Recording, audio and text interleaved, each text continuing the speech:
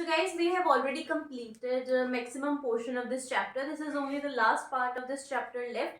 Up till the last video, we have done what are sepals, what are petals. Also, we have done table number 7.3. If you have not checked it out yet, please go and check it out.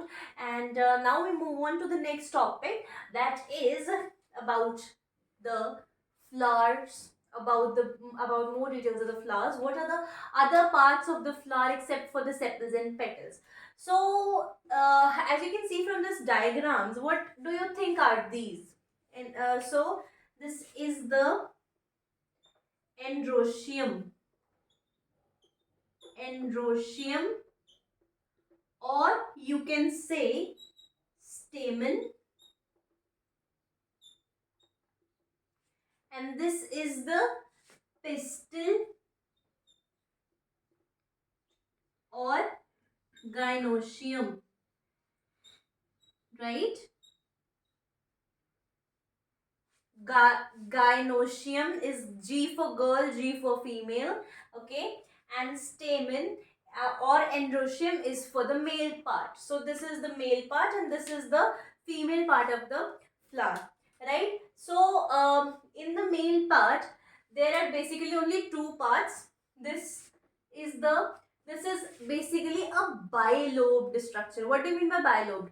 If you see any flower, uske center mein you see there are these fine bristles, very fine, right? If you see at the tip there are little minute, these kind of little balls, okay, at the tip. So this is the anther, okay, this is the anther, and the pollen grains are present inside this anther, okay. This is the stalk basically, right?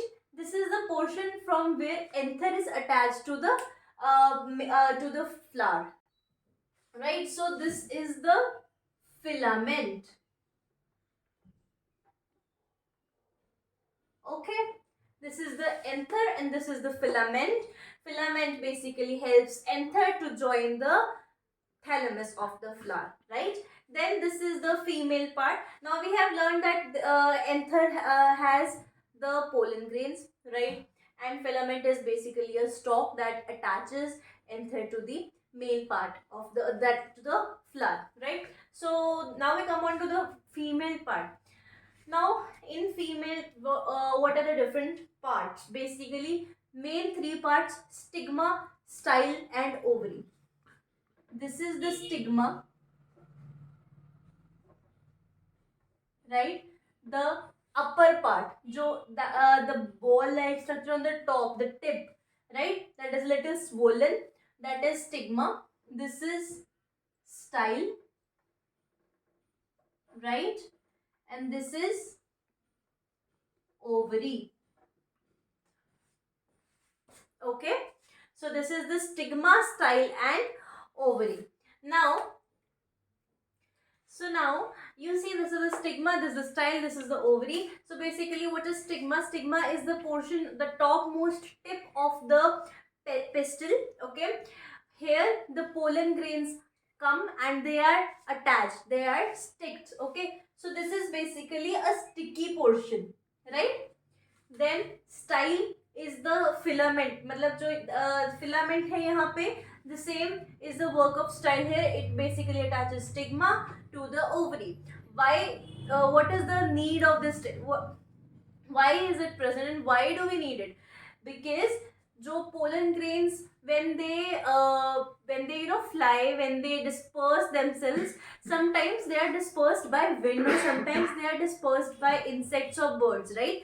So if the stigma is on the top of the flower, it becomes easier for the stigma to hold on to pollen grains and make the germination happen, right?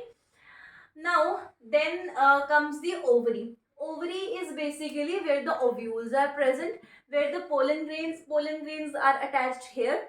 Then they form tube, and that is called pollen tube. You are going to learn about this in your further classes. That comes through the style and reaches ovary. In ovary there are present ovules. Ovules along with pollen grains germinate. right? So basically in this portion, if you dissect the ovary of any flower, you have to dissect it in two ways to understand the structure of the ovary, right? So if you dissect it transversely, you are going to observe these kind of structures, right? This is a little, you know, wavy on the center and smoother on the outer side, right? So this way, okay? And if you cut it this way, right, what you are going to see is like this, and in the center you are going to see lobes this way, right?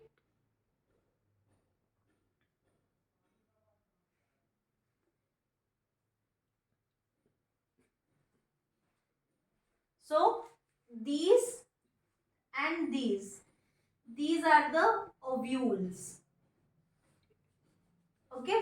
This is the sectional cutting of the ovary, right? So what do you find in the ovary? These are the ovules, right? Ovules, or you can say, to understand what are ovules, these are basically the eggs. These are very minute bead like structures, right, that are present inside the ovary, and which along with pollen grain fertilize to germinate, right? And they germinate to further reproduce. Okay, so this is it with this chapter. With this ovary, ovules, and all this understanding, we have completed this chapter. I hope you have understood all the keywords as well, because I have mentioned all the keywords throughout in all the series of this chapter. So if you like this video, please like it, subscribe to the channel, and go on to check other videos of class 6, and also other videos of this chapter of class 6 science. Okay, thank you.